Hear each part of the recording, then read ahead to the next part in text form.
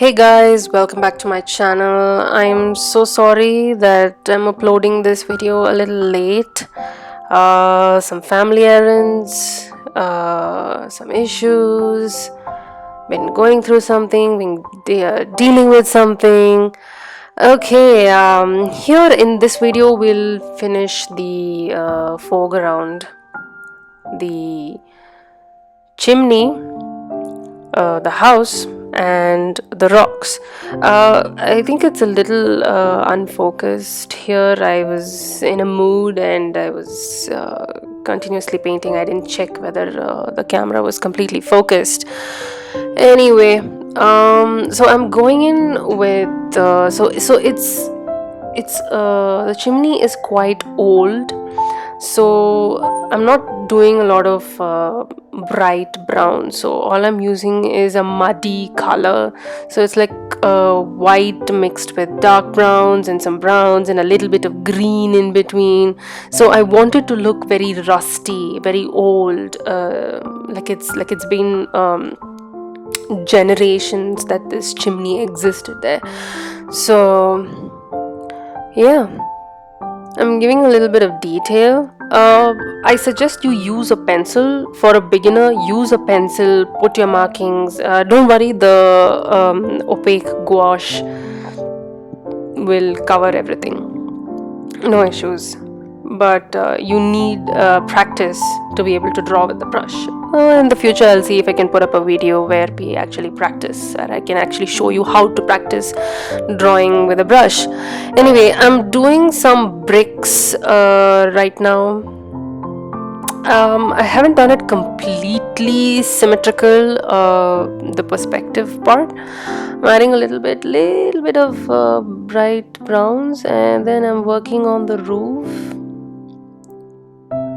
just giving in some details. You first want to add some block in the paint first create the shape. I mean, first put in the paint color that you want and then go in with the detail. Like I said before, it's the blocking in first, the modeling next. You model the way, the shape, the way you want it to look, and then you go in with the details.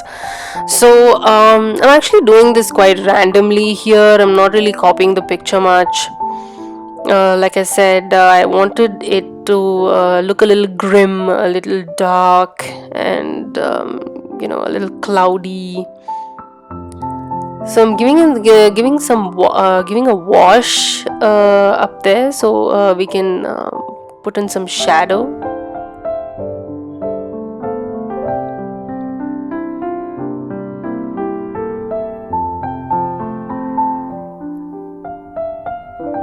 I'm working on the house right now. Again, I'm not worried too much about detail. The whole idea is to understand that, okay, so there's a house there, there's a chimney there, and that's about it. When you're looking at a building or a house from far, you can't really see much of the details, right? Especially an old house. All you can see is some marks and some green and some dark browns. So I want it to look like a very old house, which actually in the original Ghibli scene it is, but I wanted it to look more rustic. So I'm not really copying from the image, and all I'm doing is just doing what I like. Now I'm gonna let that dry for a bit. I'm going back to the chimney with a little white, so I'm highlighting it's not a bright white, not a full white. It's a mix of white and some green and some yellow. So it's like a sort of like a cream. I won't say a cream. I think a flesh tone, maybe. When I say flesh tone, I mean skin color, beginners. So anyway, I'm back to the house again. I'm using some of that flesh tone on the house too, to make it look a little bright. I'm doing a little detail. Now that that's done, let's get to the rocks. I really hope the camera is actually focused. That you guys can see. I'm using burnt sienna here. Burnt sienna, actually not completely burnt sienna. It's a little mix of yellow and a little bit of white. So I'm using watercolors here. This is not really gouache.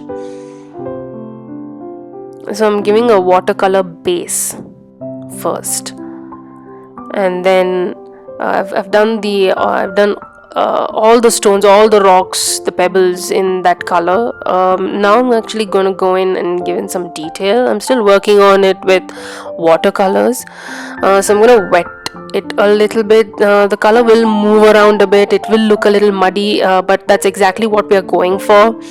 You want that muddy look.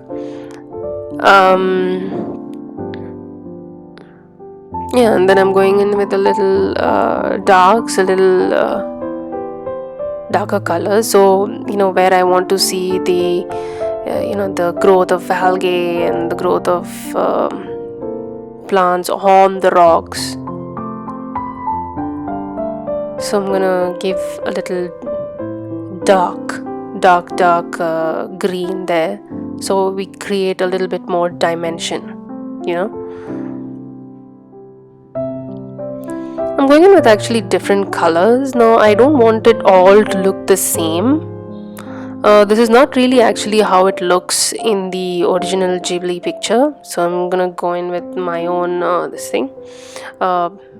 my own my own ideas.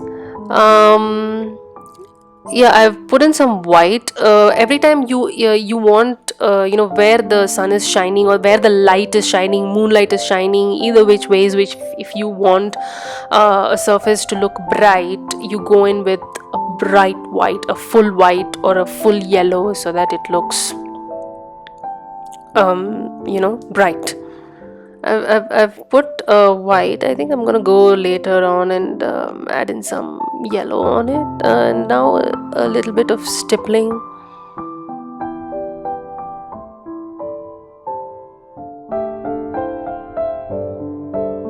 I'm giving a little green in between.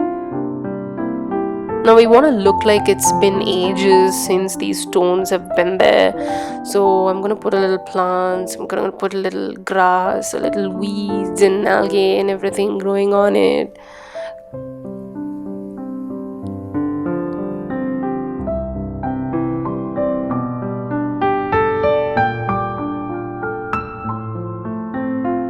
I'm going again with some lights. So we're done with half of the rocks. It's just the same thing I've done. I've used different colors, and I've done very random colors. I wanted it to look very very rustic, very old, like it's, again, like I said, like it's been there for a while. So as the rocks go further, from our viewpoint, from our perspective, anything foreground looks large and anything further looks small, right? So I'm going in with some browns there. So as I go further, I'm going to make it more and more light. I'm sort of darkening the edges so that I can tell them apart. Some white to highlight. White and yellow. Now I think I'm going with a full white. A little bit of brown. Now there are some fresh stones, fresh rocks here and there.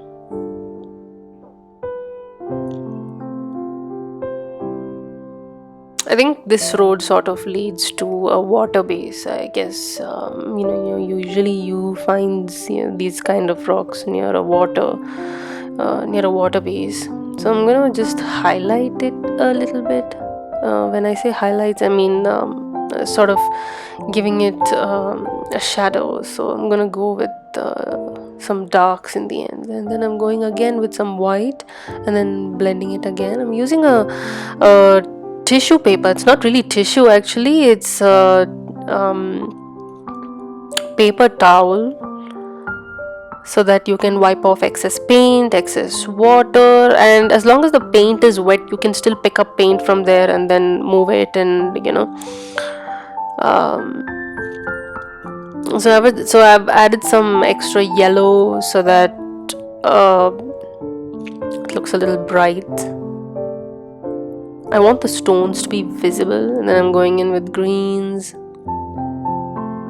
because I want to show that it's been there for a while, and then you can't move them. And the remaining, I'm actually going in with some greens again, sort of filling all of them with some greens. You can use any sort of green, preferably middle tone. Don't try anything light because it won't show. So more like a chrome green, chrome cadmium green, or a sap green.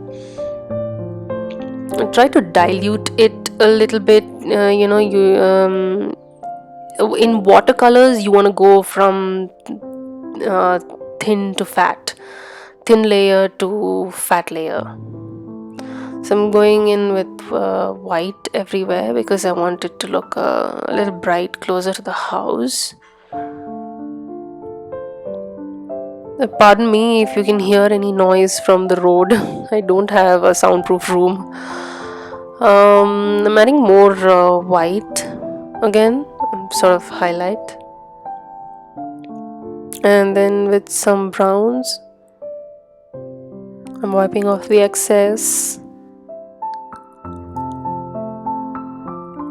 I'm using a number 4 brush. Number 2 is too small again, it won't pick up much paint, but whatever works for you, if you want to use a number 2 brush. I'm using Pidilite's fine art synthetic brushes here. All the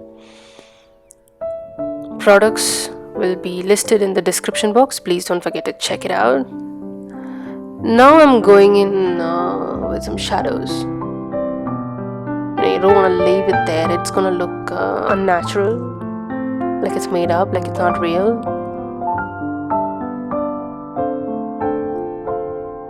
Some greens, and then I think I'm sort of picking up off any excess paint. Some more green. I'm not going to leave it white. That's not natural, that's not real. So I'm going to I basically put the white so I can add some really bright yellow. Had I gone with the yellow directly, after the yellow dries out, it's gonna look a little dull, but I wanted the painting to look that way. Anyway, here's removing the tape for the finished look. Hope you guys really enjoyed this. Please try it out. If you guys have any queries, any doubts, leave them in the comment section. Oh, and please don't leave messages like hi or what's up, and I the comment section is not for conversations like that. Please get in touch with me on Instagram, and then we can have a good chat about art and everything. Not really interested in discussing my personal life. So yeah, you might want to peel off the tape like that. Anyway, that's the finished painting signature. Always make sure you sign inside the painting too, so to avoid some copyright infringement. And that's it, guys. Next video will be up soon. Thank you. Please subscribe, share, and follow.